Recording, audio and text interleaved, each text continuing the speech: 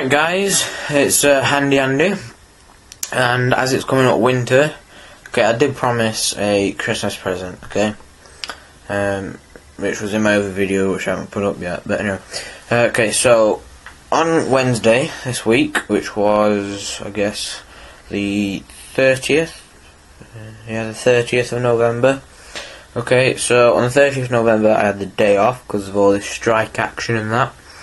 So I planned to make something, and I was thinking, and as I said a couple of weeks ago, a week ago maybe, I was working on a kitchen, and we got some pine from some of the boards from the window, so I thought, well, I might as well use them instead of them going in the bin or for being burnt, so I brought them back and I sanded them up.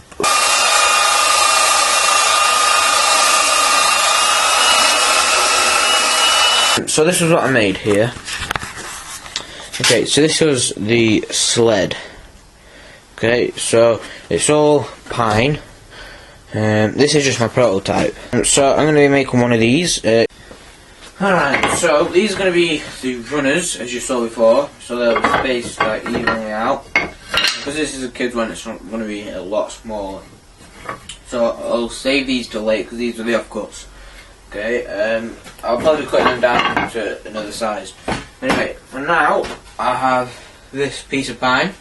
Now I'm going to have to cut off this knot here.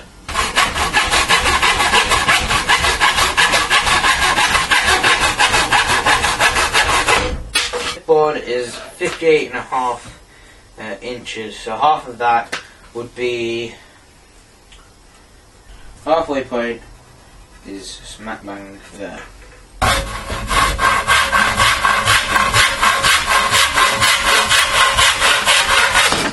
So if I just draw it on the curve, okay, so draw it however you want it, but it has to be able to like run across the snow basically. So I'll just go from the edge of there and just make drawn on the curve. Okay, so I'm going to get the handsaw, and so I'm going to put it back in the vise. Okay, so you can see the curve here. Okay, so I'm just going to get basically the handsaw and cut right there. So in other words, like right next to the line like that, but on this side. Okay, so as close as you can to the curve, just cut through.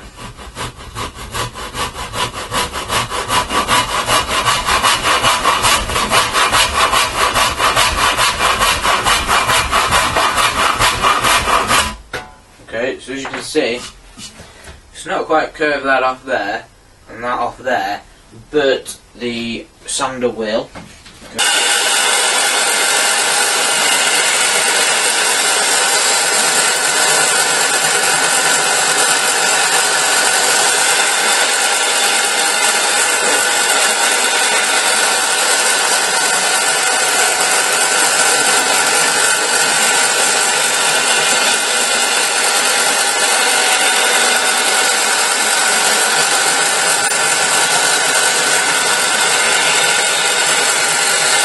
Okay, so as you can see, I also curved that edge there because it was quite pointy and was going to make quite a bit of a mess. Okay, so to duplicate this onto the other piece, all you really need to do is put the other piece behind, make sure they sit flush at the bottom, okay, make sure they're flush at the bottom, so you can do that just by holding your finger there, okay, and then just trace around that, and then just do exactly the same thing. So I'll catch up with you when I've done that. Alright guys, you may be able to notice something different here. Okay, so on my original one, okay, the boards were just square like this. Okay, all square and everything. But you might be thinking on this one, I'll show you this way, you know, I've rounded the edges. I don't know if you can see this, but I've rounded the edges on it to make it run slightly better. Okay, so I'm just using a rounded bit in there. Okay, so always remember, go against the blade. Okay, if you go with the blade, you're gonna get kicked back. The work's gonna go. It'll shoot off with the blade. Okay, I'll show you what you do. So eye protection. Okay, this does shoot work up and everywhere, so you definitely need it. Also, the router is quite loud, so you might want to wear some ear defenders. I've heard some stories. I was reading a book, and apparently there was this guy that used a router that much that when he was sleeping he could hear routers. Okay, so and that's because he didn't wear ear defenders. Okay, you want to do both sides of the workpiece. Okay, you want to do this side and the other side to make it like rounded in the middle. Okay, now you can do this with a file if you wanted to. I just wanted to use a router because I like using power tools. Okay, so there you go. I had to give up somehow. Okay, so yeah, here we go. Be careful with it. It is quite dangerous.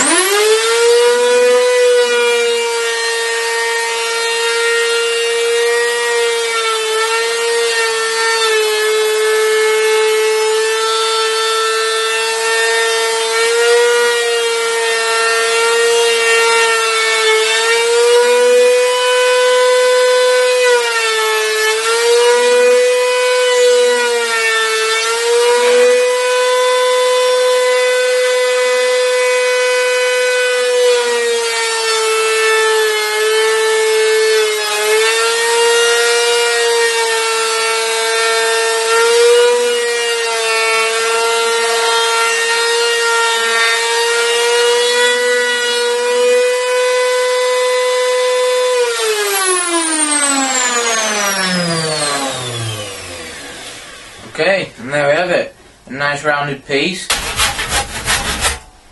The blade. Alright guys, what I've been doing at the moment is putting the rails across, okay? So, I'll just take that and show you. That's at the seat area. I've only screwed it to one side, and I've put some like plug holes in, or countersink holes, whatever you want to call them. I'm probably not going to plug them, but what I'm going to do now is just basically round the edges of these. Okay, so what I'm going to do is I'm just going to take them out and do this. Because each one is being drilled in a different place, mark them 1, 1, 2, 2, 3, 3, 4, 4, just so I know which ones go where. Okay, so just basically having a Stanley knife, and just basically carve it off like that. Okay, take off what you want, and then just when you've got your shape, just sand it to make it a little nicer and a little smoother. You've done that, just basically get a bit of sandpaper. This is a real coarse sandpaper. Okay, so just to get the edge to match up, just use the sandpaper to sort of round them like that. Okay.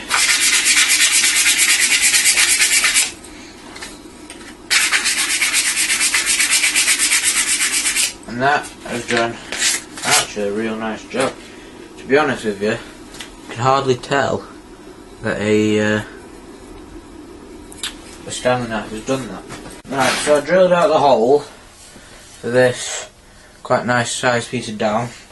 Now I've sharpened the end, okay, because this is such a tight fit, I've had to sharpen the end to actually get it through.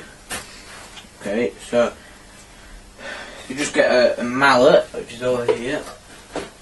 Okay, so if you get a mallet and just pound it through. Okay, it just shows how hard it is to get it through because the wood's split in here. Okay, so just hold it, just try and stop it from splitting.